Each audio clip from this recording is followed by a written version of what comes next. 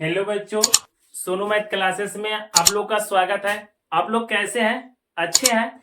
तो आज हम आप लोग के अवतल दर्पण और उत्तल दर्पण के चित्र कैसे पहचानेंगे, कैसे हम लोग कंफ्यूज हो जाते हैं कि कौन अवतल दर्पण है, कौन उत्तल दर्पण है। तो हम आप लोग के कंफ्यूज को हम आज दूर कर दे रहे हैं कि कैसे हम जानेंगे कि हमारा यह अवतल दर्पण है या हमारा उत्तल दर्पण है। ठीक है, तो ध्यान से देखिएगा। सबसे पहले हम पहचानेंगे कैसे, तो इसके बाद हम इसे लिख कर देंगे और यहां पर लिख देंगे अवतल दर्पण। अवतल दर्पण कर देंगे, अंग्रेजी में कहते हैं मिरर। यहां पर लिख देंगे उत्तल दर्पण, इसको अंग्रेजी में कहते हैं कॉन्वेक्स मिरर। तो जानेंगे कैसे अवतल दर्पण है, कौन उत्तल दर्पण है। हम चित्र जानेंगे, इसके बाद हम समझ में आ जाएगा कैसा चित्र होता है। दम कभी भुलाइएगा मत। देखिए अब हम क्या करेंगे कि अवतल दर्पण को कैसे जानेंगे। तो सबसे पहले हम परिभाषा लिखेंगे। कांच के इस टुकड़े की बाहरी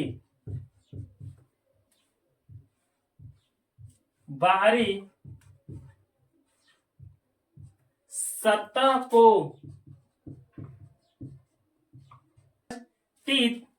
रस्तित के मतलब होता है, रस्तित का मतलब होता है कलई या पेंट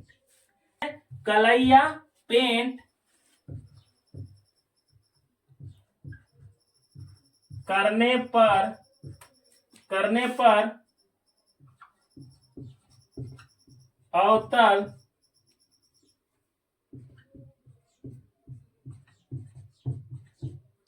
अवतल दर्पण बनता है।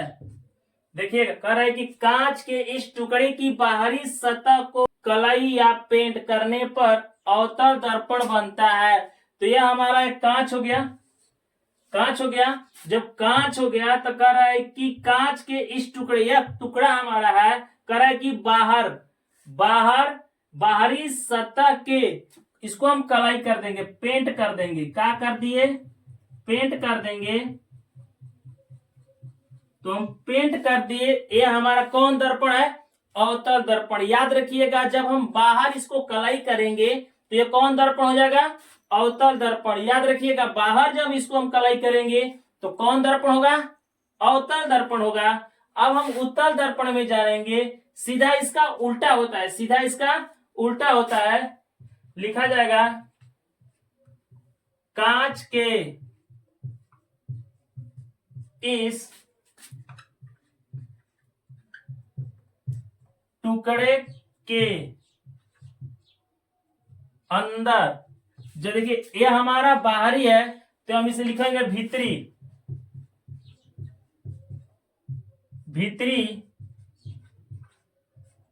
सतह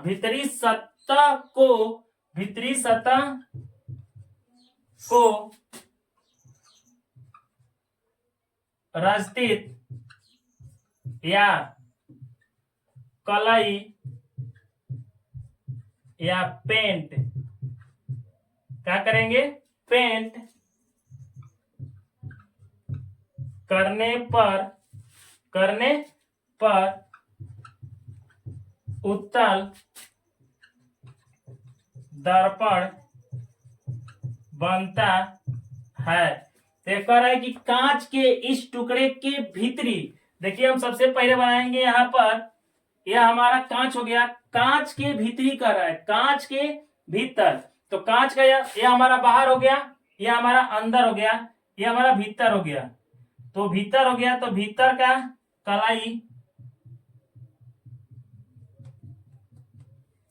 हो गया। तो कह रहा है कि रंजित कलाई करने पर कौन दर्पण बनता है? उत्तल दर्पण बनेगा। देखिए हमारा बाहर कलाई हो गया, यह हमारा भीतरी कलाई हो गया। इसलिए हम जानेंगे कि हमारा उत्तल दर्पण और अवतल दर्पण का चित्र ध्यान से देखिएगा।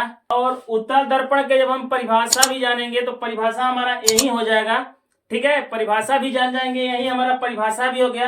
हम चित्र के माध्यम से भी बता दिए। अगर कोई पूछेगा कि अवतल ऐसे अवतल दर्पण का परिभाषा है तो हमारा यह भी अवतल दर्पण का परिभाषा है और उत्तल दर्पण का यही परिभाषा है। हम जान भी गए और पहचान भी गए कि कैसा हमारा चित्र होता है अवतल का और कैसा चित्र होता है उत्तल का। हम लोग ध्यान से देख लिए, ये हमारा चित्र है अवतल का उत्तल का।